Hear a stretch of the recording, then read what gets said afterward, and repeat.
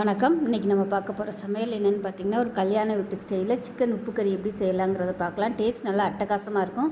தயிர் சாதம், சாம்பார் சாதம், ரசம் சாதம் எல்லாத்துக்குமே அருமையாக இருக்கும். இந்த சிக்கனை அப்படியே நீங்கள் சாதத்தில் போட்டு பரட்டி சாப்பிட்டிங்கனாலும் சூப்பராக இருக்கும்.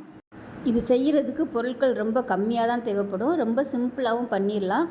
நல்ல டேஸ்ட்டாக இருக்கும். வாங்க இந்த அருமையான சிக்கன் உப்பு கறி எப்படி செய்யலாங்கிறத பார்க்கலாம். ஒரு மிக்ஸி ஜார் எடுத்துக்கலாம்.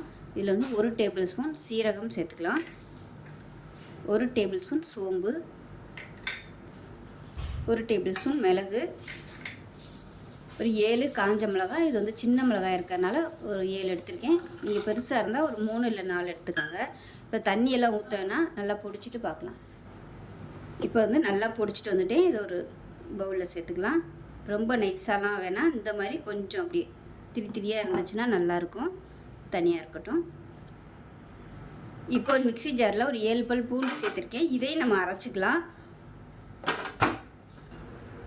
இப்போ ஒரு குக்கர் எடுத்துக்கலாம். இப்போ தேவையான அளவுக்கு நல்லெண்ணெய் சேர்த்துக்கலாம். இந்த உப்பு கறி நல்லெண்ணெயில் செஞ்சால் தான் நல்லாயிருக்கும். எண்ணெய் சூடானதும் 1 டீஸ்பூன் போல் சோம்பு சேர்த்துக்கலாம். கொஞ்சமாக கருவேப்பிலை சேர்த்துக்கலாம். இது கூடவே ஒரு 10 வரமிளகா கிள்ளிட்டு எடுத்து வச்சுருக்கேன், 2 2 அதை மட்டும் சேர்த்துக்கலாம். விதையெல்லாம் விட்டுட்டு மிளகாயை மட்டும் சேர்த்துக்காங்க.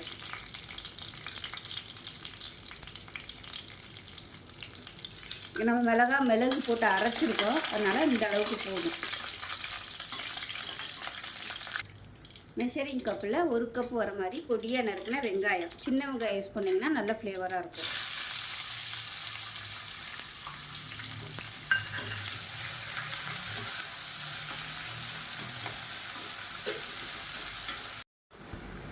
வெங்காயம் சேர்க்காமையும் பண்ணலாம். வெறும் வரமிளகா மட்டும் வறுத்துட்டு பூண்டு பேஸ்ட்டை போட்டுட்டு சிக்கனை போட்டு நல்லா வறுத்து எடுக்கலாம்.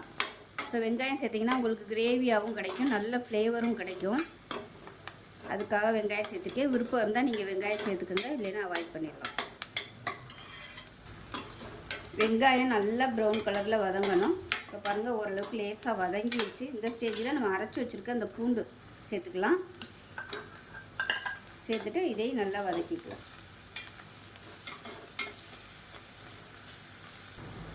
பூண்டு வெங்காயம் நல்லா வதங்கிடுச்சு. இதில் பார்த்தீங்கன்னா நல்லா 3/4 கிலோ அளவுக்கு சிக்கன் எடுத்து வச்சுருக்கேன். எலும்போடு சேர்த்துக்கோங்க. எலும்போடு சேர்த்திங்கன்னா தான் உப்பு கறிக்கு நல்லாயிருக்கும். போன்லெஸ்ஸாக எடுத்திங்கன்னா நல்லா இருக்காது. இதையும் சேர்த்து நல்லா வதக்கிக்கலாம். வேறு வழியில் பசங்க இருக்காங்கன்னு நினச்சிங்கன்னா நீங்கள் போன்லெஸ்ஸாக வாங்கிக்கணும். மற்றபடி எலும்போடு சேர்த்து பண்ணும்போது தான் அதோட சத்துக்கள் அதிகமாக இருக்கும். இப்போ இதில் 1/4 டீஸ்பூன் போல் மஞ்சள்தூள் சேர்த்துக்கலாம். இப்போ இதில் உப்பு சேர்த்துக்கலாம். இப்போ பாருங்கள், சிக்கன் நல்லா வதங்கி அதிலேருந்து தண்ணி விட ஆரம்பிச்சிருச்சு. தண்ணியெல்லாம் நம்ம ஊற்றக்கூடாது. அதிலேருந்து விட்டு வர தண்ணியிலேயே அது வெந்துச்சுன்னா தான் டேஸ்ட் நல்லாயிருக்கும். இப்போ நம்ம வறுத்து வச்சுருக்க அந்த பொடியை எப்போவே சேர்த்துக்கலாம். சேர்த்துட்டு நல்லா பரட்டி விட்டுக்கலாம்.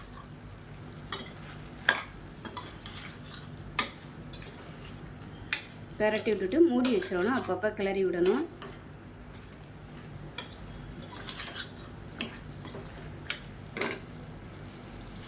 இப்போ தான் சும்மா அப்படியே மூடி வச்சிடலாம். அப்பப்போ கிளறி விட்டுக்கலாம். இப்போ எப்படி இருக்குன்னு பார்க்கலாம். இப்போ பாருங்கள், இந்த மாதிரி அடியிலெல்லாம் கொஞ்சம் லைட்டாக அப்படியே பிடிக்கும். இதெல்லாம் அப்படியே கரண்டியை வச்சு நம்ம சுரண்டி எடுத்து விட்டுட்டே இருக்கணும். அப்போ தான் உங்களுக்கு நல்லா டேஸ்ட்டாகவும் கிடைக்கும். ஒருவேளை ரொம்ப வேகலை, இன்னும் டைம் எடுக்குது, ஆனால் அடி பிடிக்கிற மாதிரி இருக்குது, தண்ணி பத்தலை அப்படின்னு நினச்சிங்கன்னா சுடு தண்ணி லேசாக அப்படியே மேலாப்பில் ஊற்றி விட்டுக்கலாம். இப்போ உங்களுக்கு நல்லா சாஃப்டாக வந்து இதுக்கு கிளறி விட்டுக்கிட்டே இருக்கணும். பக்கத்துலேயே நின்று கிளறிக்கிட்டே இருக்கணும். இல்லைன்னா உங்களுக்கு அடியில் போய் அப்படியே பிடிக்க ஆரம்பிச்சிடும். நல்லா கொஞ்சம் தண்ணியை தெளித்து விட்டுட்டு திருப்பி மூடி வச்சிடலாம். ஓரளவுக்கு சிக்கன் எல்லாமே நல்லா வெந்துருச்சு. இன்னும் நல்லா சாஃப்டாக வேகட்டும்.